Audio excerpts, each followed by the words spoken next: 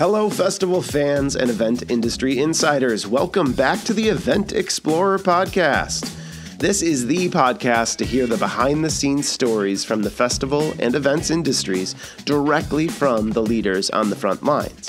Now, I've had a great time talking to event directors and festival founders from a variety of events, and we're just getting started.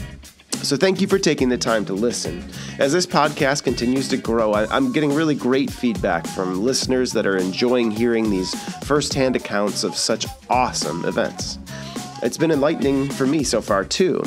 There's so much talent and passion poured into each event, and though content can be as broad as classical music and rib cook-offs, I've really found that the heart of each event is a team of people dedicated to making memories and moments for their communities. And today's episode is no different. Today we're speaking with Kat Paye of the National Cherry Festival in Traverse City, Michigan.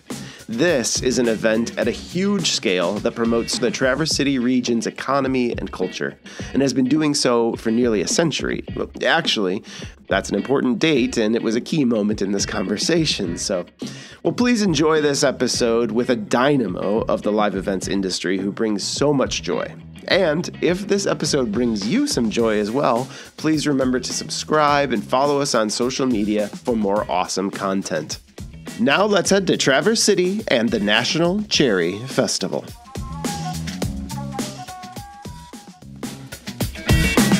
Welcome back. In our journey to explore the world through festivals, we've really discovered that each celebration is a reflection of its community's heart and soul. In northern Michigan, the National Cherry Festival, now in its 98th year, is no exception to that.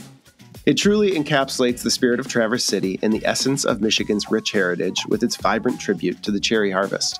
And who better to guide us through this jubilant event than the person at the helm of it all? It's a pleasure to welcome the Executive Director of the National Cherry Festival, Kat Paye.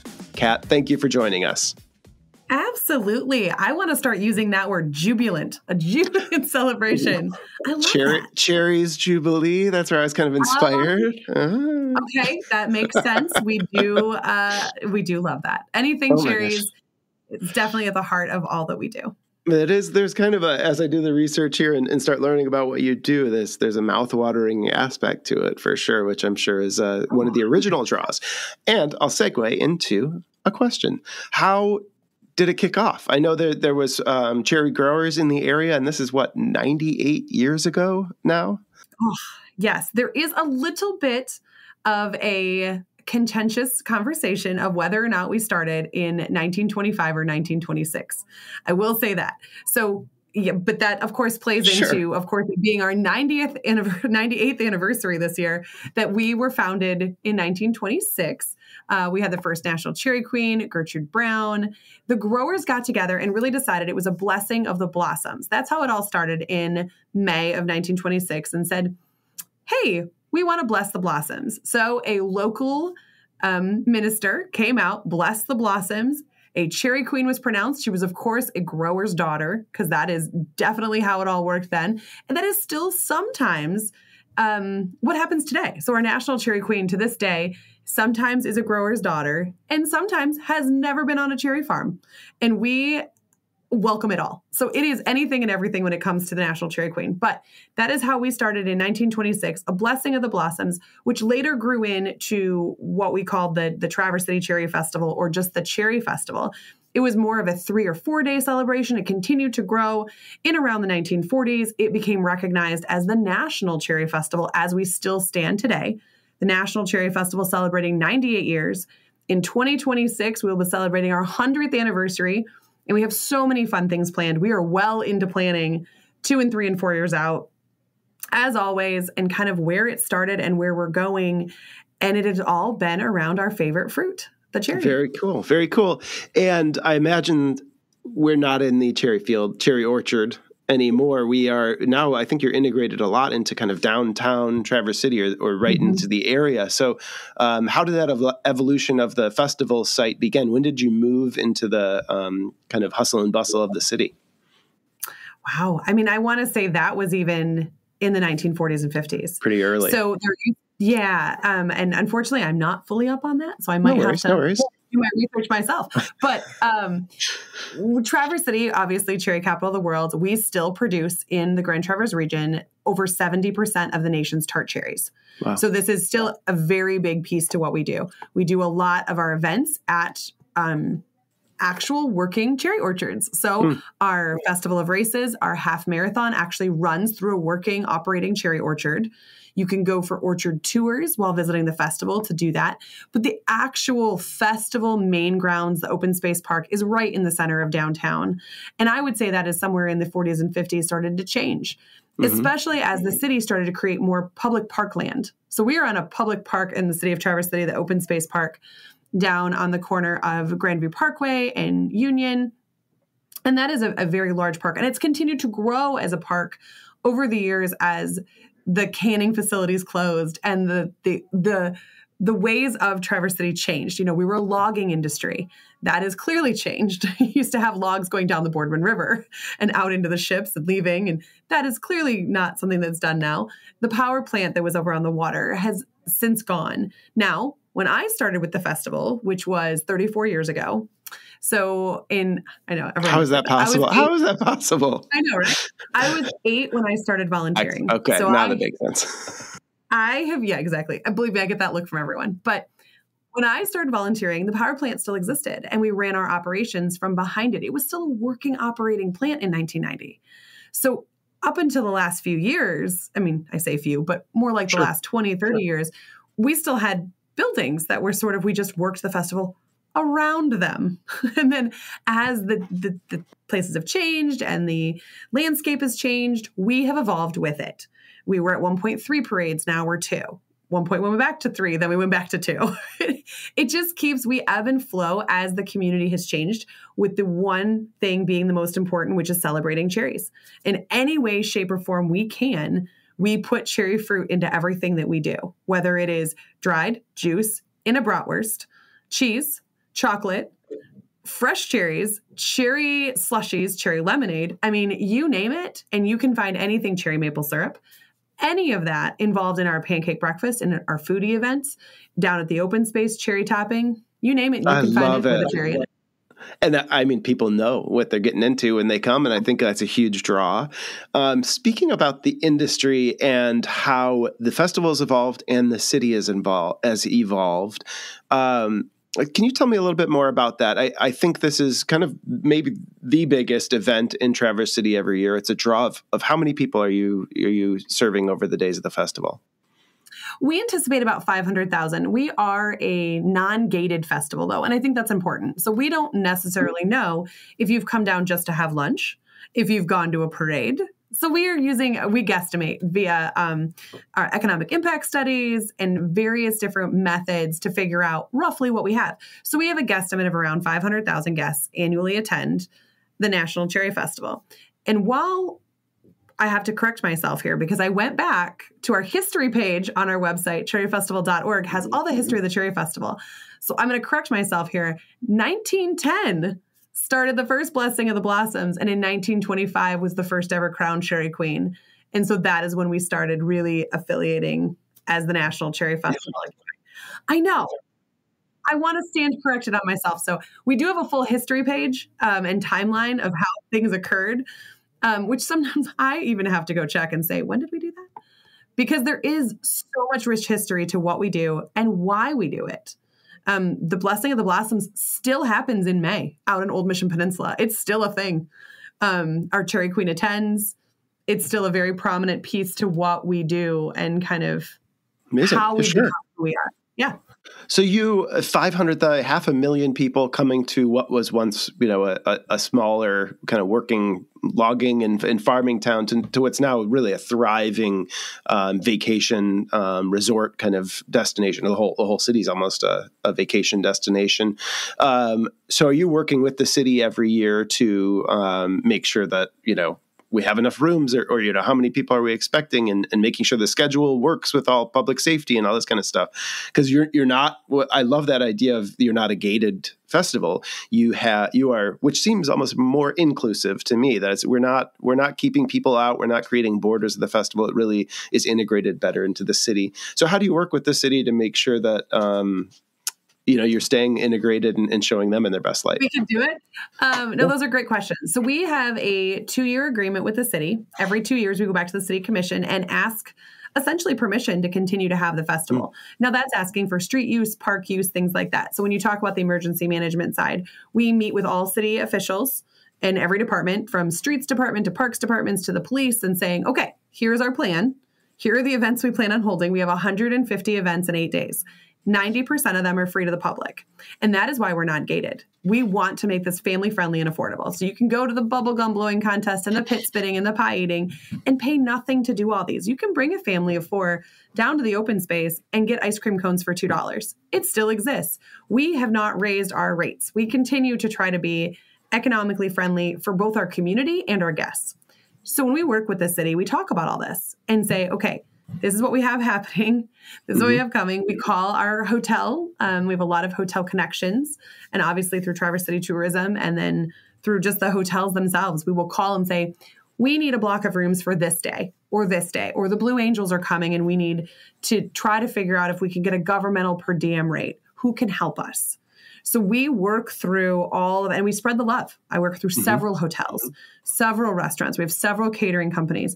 If there is a sign company in this town with a printer, we have them on speed dial, because we have to work through everything for the mass quantity that we need. But not only that, it spreads that economic impact throughout the community. We don't pick just one. We try to spread it out and know that everyone deserves a piece of the pie. And knowing that that is a part of what we do. So we meet with the city, we meet with the county. We have emergency management meetings related to the different events. So we have a full air show committee that would handle and look through all of those and meet with those emergency managers based on the air show. Then we have another one for parades. So all of our big events have their own committee meetings that also include the big larger one I'm talking about with the city commission, where we say, okay, here's our schedule of events. Here's what we're planning on. Obviously, things may change. We're very aware of that. So we work around it. Construction right now, for those who are not aware, Grandview Parkway is under construction, our main thoroughfare through Traverse City. No stress there. None. The thing's shut down. It's fine. So we met with MDOT and we met with the city of Traverse City, and we talked through what that would look like. And they're going to do segment 1, and then they're going to take a 12-day break. We happen to be during that break. Then they're going to start segment 2. We're deeply appreciated and honored that they felt that that was important enough to talk about it, and then to make sure we were on that same page with them, saying, if we can't stage a parade here, do we reroute? Do we change it? Last year, the bridges were under construction. How do we work with that? We're not going to blame the city. It's not their fault the bridge had to be replaced. And so we work with them and say, what's an alternative route look like? How can you guys support that police-wise and security-wise? And how can we get all of our floats and bands on board with now they're walking uphill? There's a lot of complexity to this. There is. There's a lot of things and a lot of people and a lot of players at the table that we want there to have those conversations and say, how do we keep doing this? And how do we continue being an economic driver for our community? That's fantastic. The people at work here, I know that the Cherry Festival has kind of spawned this festival foundation, this group that manages this and a number of other events. What's the staff like? What kind of people are you employing year round to help manage this? And feel free to mention a couple of your other events that I know that they're putting on as well. Yeah. We have a staff full-time of 10, including myself. And then we're big into education. So we have 6 interns from various universities and colleges who want to do what we do. So we are all event-crazed humans. And now we are educating the next generation of the same event-crazed humans. And we love that because events build community. They build economic impact. They're important. They're memory generators. We say all the time that we are generations of fun and that we're memory makers. That's our job here. We don't attend the party. We throw the party. And we throw one of Northern Michigan's biggest parties. And we're all aware of it. And it is the coolest thing for us all to sit back on a light tower. So those are those big towers that have the lights in the air. This is what I do during a fireworks show. I'm sitting on a light tower waiting to turn the lights on when the fireworks are over. I do it alone. All of us do. We laugh about it because all 10 staff are on different towers waiting to turn on the lights. But it signifies the end of the festival after the grand finale. And we live for what we get to do in making memories for the little kid who's sitting on the sidewalk, who is looking up at those jets saying, I want to eventually be a pilot. You had a little hand in that. And to do that as a staff member is highly important. So we have 10 staff. We have a controller, operations director, communications manager, sponsorship team, volunteer coordinator. We have over 3,000 volunteers between all of our events combined, 2,400 at just the National Cherry Festival. They put in over 45,000 man hours in that 8 days. It is a bonkers group of people that we could not do it without. They are the lifeblood of what we do. So 10 full-time staff, 6 interns, 3 what we call interns, which they come for 3 weeks. So they come the week before, the week of, and the week after, and they either leave here knowing they want to do events for a living, or they run. They say, this is not my thing. So these are recreation management students who are in college right now trying to figure out what they want to do with their stuff. So the Festival Foundation was started in 2007 to be the donation arm of the National Cherry Festival, basically, because the National Cherry Festival at the time, well, and it still is, it was a 501c4. So we could lobby, we couldn't take donations. Well, people said, we want to gift you money. And we went, that's great. We can't take it. So the Festival Foundation was born as our 501c3. Years later, around 2016, the staff all shifted and became employees of the Festival Foundation with the operating of the events. So we operate the National Cherry Festival. We acquired the Iceman Cometh Challenge, the largest point-to-point mountain bike race in the country, is here in Northern Michigan. We host it the first weekend in November. It goes from Kalkaska, Michigan to Traverse City, starts at Kalkaska's airport, ends at Timber Ridge Resort. It is the largest party in the woods, 5,000 riders, 10,000 spectators. It is insane. It is wonderful. It's right up our alley of fun. We operate the Charity Ball Drop on New Year's Eve. It's a 600-pound cherry that descends from the sky. And all of the money raised goes to food insecurity organizations in our community. We operate the Leaping Leprechaun for the last 14 years, and it serves the littlest leprechauns of our community. It has been raising money for Munson Healthcare's NICU and Family Birthing Center that they are trying to build. So we have been using the Charity Ball Drop and the Leaping Leprechaun as true give-back events to our community. And Iceman Cometh Challenge and the National Cherry Festival have been the biggest pillars of what we do, and there's more to come. We're not done. So we continue to take on events that are pre-built in our community, traditions that have already been started. We just started to acquire them. People would call and say, hey, have you thought about this event? It's been going on for 15 years here, and we look at the traditions that are currently existing in our community and want to keep them alive. Yes, that's amazing. Yes. So a true kind of cultural proponent for the area. And that you have the recipe for success there is really nice. That that you are able to find something and make it sustainable and make it a more permanent tradition with all of the different communities that are impacted and benefit from it. Oh, absolutely. And under our nonprofit, we're able to continue that give back. That give back piece got to be even greater.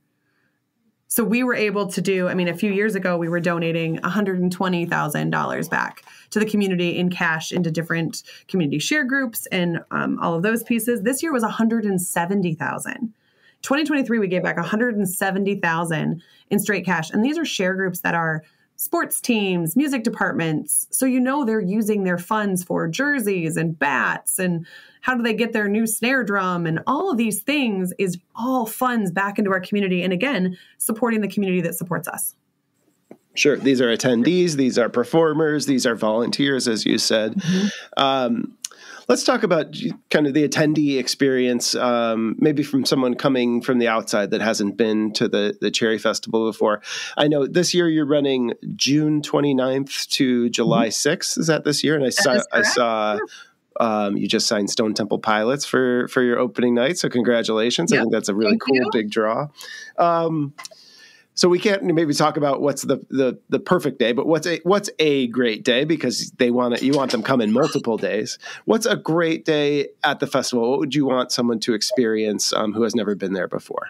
There's so many good things. Sure. Okay. Well, I am a mom of a 5-year-old, so I'm going to take it a little bit from the mom perspective. Love it. So one of the great days, I think, is Sunday. This year's Sunday, June 30th. We have an arts and crafts fair going on down Union Street. We have the classic car show just past the arts and crafts show.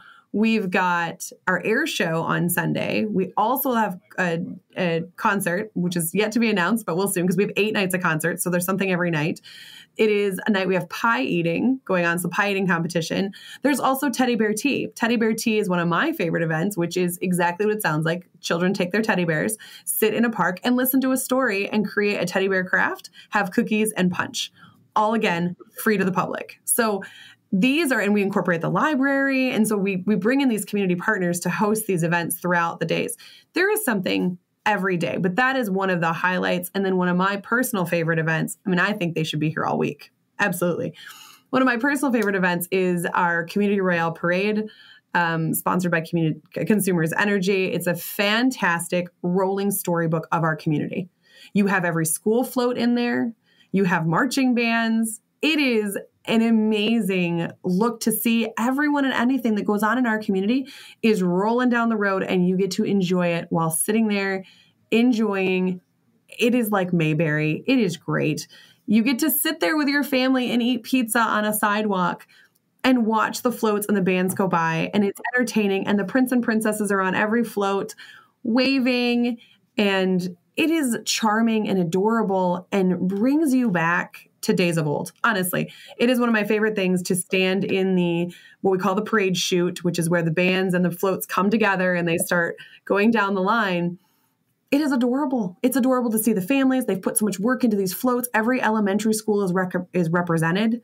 Everyone has a prince and princess. They're first graders. They're in handmade cherry dresses. The boys have their cute little red polos on with their logo and their crowns and their sash that says, Prince Andrew and Princess Savannah, and they're stinking cute. Mm-hmm. And they are waving like this is their parade. This is their show. And it's iconic. And they grow up later remembering what they did as a kid. They remember being prince and princesses. And that program has gone on for 75 years.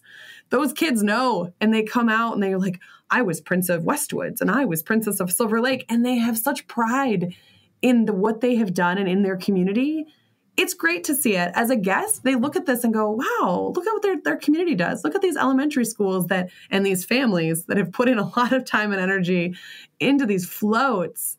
And they have a theme every year. And this year our theme is national parks and properties. So you're going to see some really cool stuff kind of coming down those parade routes. You look at the time and energy our community puts in that for that guest. It's incredible. It's incredible to be a guest in another community. It's one of my favorite things is to travel to other communities and see what they do and bring those ideas back and say, we should do this. Or let me share with you the great things that we've learned that is entertaining to guests. And they come and see it. Oh, this is so cool. Look what they do. So you do your research, you kind of travel around and visit other festivals. How do you keep things fresh? How do you, are you adding to the programming every year to interact with new audiences? I know you're also, what I love about what you're describing is how in touch you are with the authenticity of the festival. And it's just such a very genuine, tangible kind of living history at that point. Maybe a big part of it is I've seen for the evolution is the musical guests. You've kind of brought bigger and bigger acts every year. Is that one way that the festival's evolving and drawing new audiences or bigger audiences perhaps? I think it's part of it. We look at a very eclectic lineup. Our goal is always to have something for everyone. So we're going to have some classic rock. We're going to have some hip hop. We're going to have some non-musical. We had ventriloquists. We had Darcy Lynn with her bunny Petunia one year. We had Jeff Dunham. So we always try to bring something for everyone and country and really across the genres. Make sure we're really being super. I mean, people look at our lineup and they're like, that's eclectic. And I was like, oh, yeah, absolutely. So we love that. One of the things we look at is probably putting more of our events in rotation. So bingo is one, people love bingo here. I have no idea why, but they love bingo. And occasionally when we don't have bingo, people are coming unglued that we didn't have bingo. And we own the machines. We just bring it in and out every couple of years. It's not a forever thing. We are deep rooted in tradition. A lot of our event directors, as I mentioned, we have a ton of volunteers, event directors. They've been doing their events 40, 50 years individually, respectively. Like the directors of the Bayside stage have been at it for 45 years. Change is hard when you have that much history rooted in tradition. We do try to change up some of it, and we go for more quality than quantity. So we might change a menu within the flight deck, or a menu within sponsor hosting, or we might change where parade hosting is to a different area. I mean, still have it, but it looks different. So we might revamp a tradition, or change what our giveaways are for something. Or now, instead of teddy bear tea happening in this park, maybe we've moved it to the botanical gardens. Or that is what we look at. It's kind of, how do we alter and change what we already have to make it work, as opposed to throwing something completely out and trying something totally new. So sometimes it's hard for the public to notice that there's a lot of change, especially if they're a first-time guest. They think this has always been this way. So we make more subtle changes than I think big programming ones. There is some always new in our mobile marketing. So that is those vendors that are along our Marina Drive, Union Street. Well, like NASA comes. So NASA will be here this year, which is fun. And they'll do we have some flight simulator things that'll come. Those change up throughout the week. And I think that is more of our programming changes. The Ultimate Air Dogs comes every year. A lot of it, once we get it here, people don't want it to leave. So for us, we end up with the same things over and over. And so we've started to kind of go on a little bit of rotation with stuff with like, well, we didn't do that this year, but maybe 25 or 26 we'll be back at it. So we do try to work a couple years out. The other thing is not everything is at our open space park. We have relationships and events with like X Golf. Our hole-in-one is a digital hole-in-one now. Instead of being at a golf course, it's at X Golf here in town. And so you can play any course in the world. And that's always a fun. We had the St. Andrews course last year, kind of a different take on it, but we were able to partner with a local business and help them. And so we look at those opportunities. We had curling last year at the Traverse City Curling Center. We do pickleball now. So there's things like that. People will come to us and say, hey, we'd love to do this event. And we go, okay, what do you need to make that happen? Because we know nothing about curling or pickleball. However, there are experts in our community that do. And when they join forces with us, I mean, we're unstoppable. We can add an event for everything once we've talked to the people who know how to do it. And we can figure out bringing those pieces together. We become this huge alliance within our community and just hosting all these different events that maybe we never would have thought of. So a lot of it comes from the public telling us how to keep it fresh. I do travel to other festivals. I sit on the International Festival and Events Association board. So I am blessed to be able to go to other events and Kentucky Derby Festival and things like that and see what they do. And some things I learned that they do different than us and maybe why. And other times I say, hey, have you ever thought of doing this? Like, maybe you could do this, or this is what we do for our sponsors and they love this. And so it's a lot of sharing of ideas and just making events better worldwide. I love that. The sharing of expertise. You are such an expert in the field from your experience, and Thank you. And I love that you're giving back to the greater community broadly. And from your perspective, if someone had a festival and wanted to get more ingrained with their community, to draw more from their community, how would you advise that, or what have you found successful with that?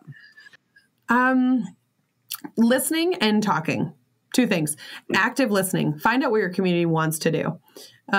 We are not all of our events are loved. I will say that. There is some events where they're like, oh, so much noise, so much this, so much that. I often say the words, there must be something we do that you love. And we end up finding it and they go, well, I love the teddy bear tea, or I loved taking my kids to the pie eating, or Cherrytown Fun Night with the antique fire trucks is so much fun with kids. Did you know we do all those too?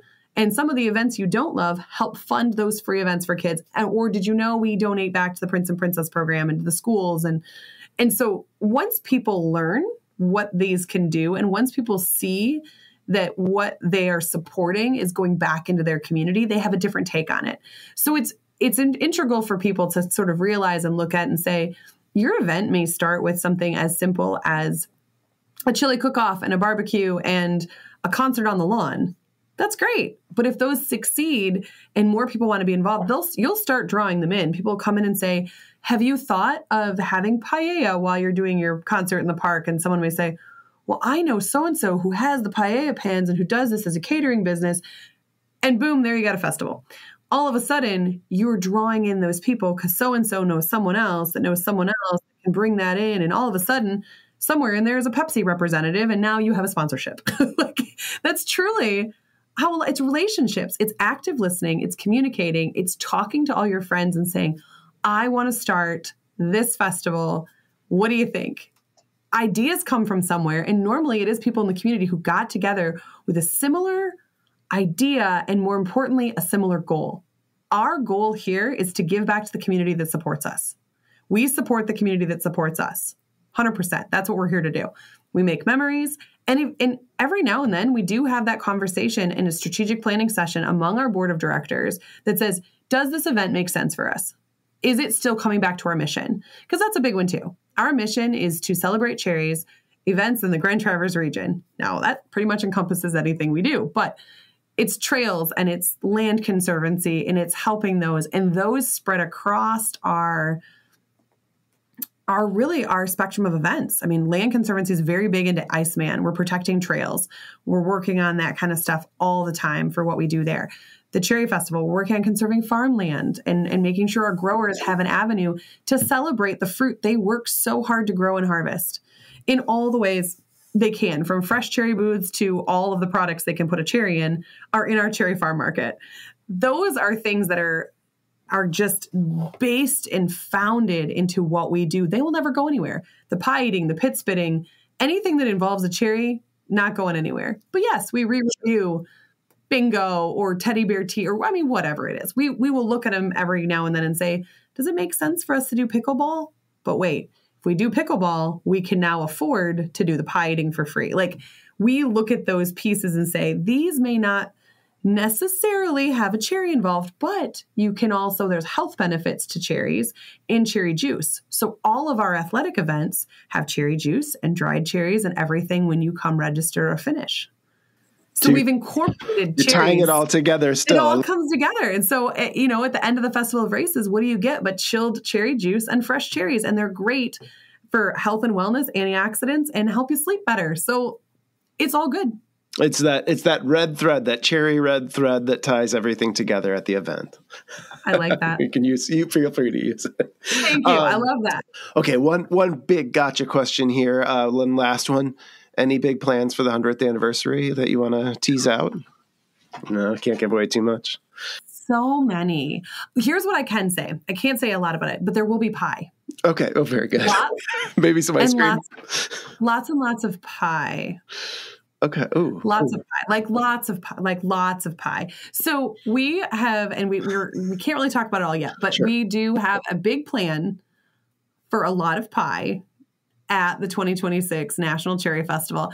And the reason I say it that way is there's been a lot of discussion over the years to create the world's largest pie again. This has come up for numerous years. The Charlevoix held the title for a long time. I believe it's currently in Canada. We will probably not be making the world's largest pie.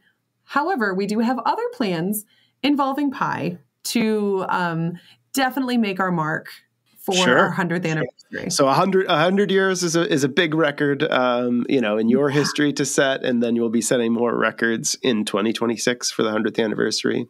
Absolutely. So running again this summer, June 29, kicking off a Stone Temple Pilots, STP, and running through a whole myriad of national acts. And then now we've heard about pie eating contests, tons of content for kids, health-focused content, sports-focused content. So it's just fabulous. And I hope there's a lot to learn here about staying tied to your community, really reflecting core values, about growing. The one thing I'll say, too, from this conversation is you say yes to a lot of things. And it's amazing because you're giving people so many opportunities. And I need to come up with some ideas and run them by you so I can get some yeses, because I don't get so many in my life. I have to tell you this. So this is something that I have in my office that was given to me by staff. The no button, and it's still in its package. So it is Velcroed to my cabinet because I say no so much. So I'm going to leave this conversation at some point and go tell the staff that you think I say yes to everything. I heard you say yes many times, and you seem to look for opportunities to involve more and more people. So I'm going to remind them of that. Sure. They can listen to the episode too, I hope. Congrats. Yeah, absolutely. So congratulations and to you and your team. Look forward to visiting. I'll give you a call this summer when we're up there, and then we'll look to check in and maybe hear about Iceman Cometh. I want to hear what it takes to put on the world's largest party mountain biking race in the woods. So that'd be a lot of fun. Absolutely. Well, cool. Absolutely. Thank you so much. Well, wow, that was a fun conversation. Thanks again to Kat for the great insights into how she and her team manage one of the largest cultural events in the country up in Traverse City. Her energy is so contagious, you can tell she's a great leader.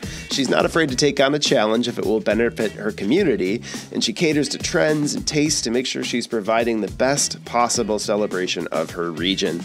And we can all enjoy the fruits of her labor each summer, whether we visit TC or through the amazing cherries that hit our shelves in the grocery stores across the country. I'm honored to have you along for this ride as well. Please remember to subscribe and please share this episode with anyone who may enjoy it. There's more great conversations coming up, so until next time, happy exploring.